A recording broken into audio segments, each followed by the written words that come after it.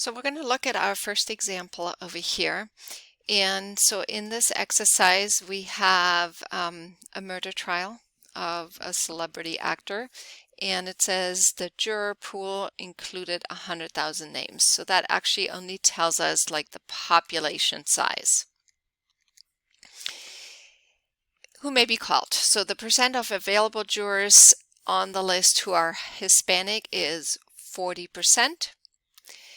And suppose we take a random sample of 300 jurors over here. So 300 is our sample size, 40% is our probability of success, and right away we can see that this is binomial.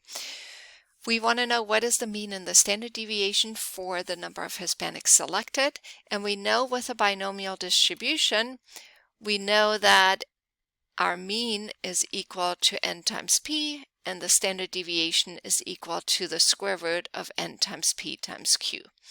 So we have over here 300 times 0.4, which is 120.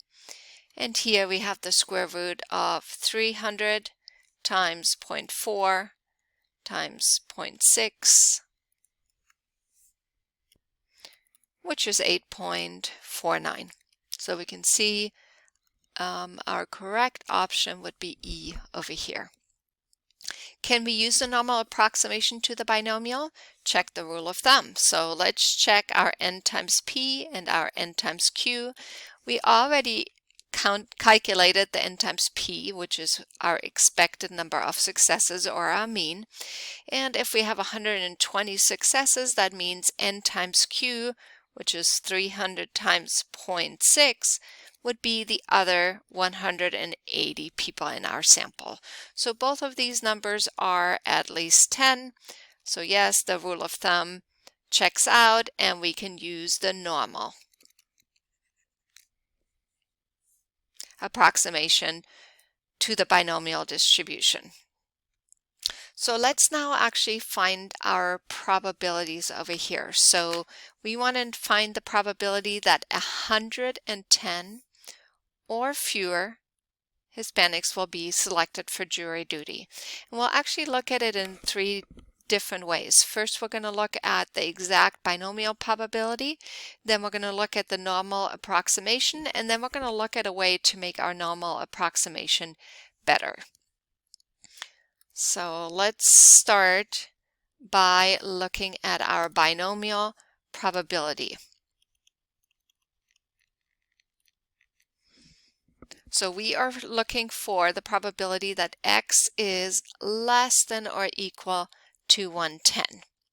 So looking at all our values we can get from 0 to 110 and then 111 all the way to 300, we're looking for the outcomes of having 110 or fewer, including 110.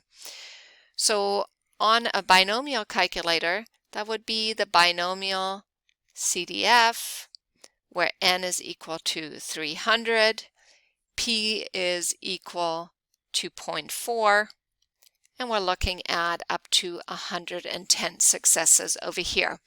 Now instead, we're going to go to our StatCrunch calculator and look at it there. So under Stat Calculator Binomial, we are going to get our binomial calculator. We're going to put in our 300 for our sample size.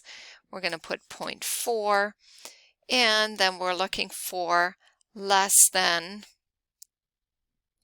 110 successes.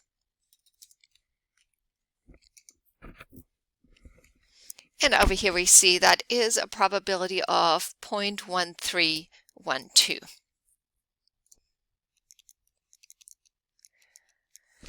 Okay, so the next one we're going to look at is our normal approximation.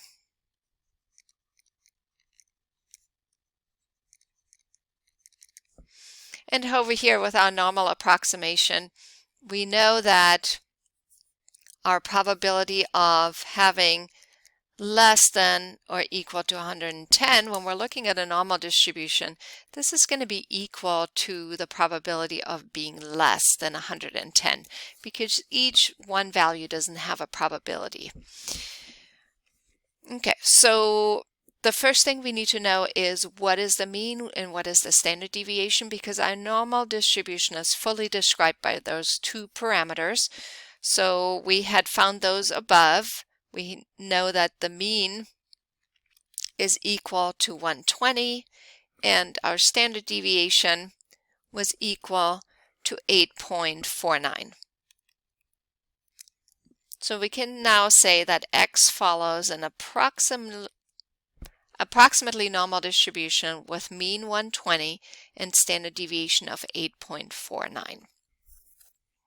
Where over here we would say x follows a binomial distribution with our parameters, our n equals 300 and our probability of success equals 2.4. So you can see the different notation over here. So when we're drawing our curve over here, we have our normal distribution, we have our mean in the middle at 120, and we're now looking at, less than 110 over here, looking at the area to the left. So we can go to our normal calculator. We're going to put in our mean and our standard deviation, and we're going to find this area to the left. So when we went to Stat Calculator Normal, we're putting in our mean of 120 and our standard deviation of 8.49. We want to know having less than 110 or less than or equal to, remember that's the same, and we end up with a probability of 0.1194. So 0.1194 was our probability, which is very close. Okay, now the last thing we're going to look at, we're going to make this estimate just a little bit better. So what happens when we do the normal approximation, the fact that the probability that x is less or equal to 110 is equal to the probability that it's less than 110. Basically, we take 110 and we split that in half, and we can make it a little better estimate. So basically our 110 bar was split right in half, so we can make it a little better estimate by, making up for that, and we call that a continuity correction.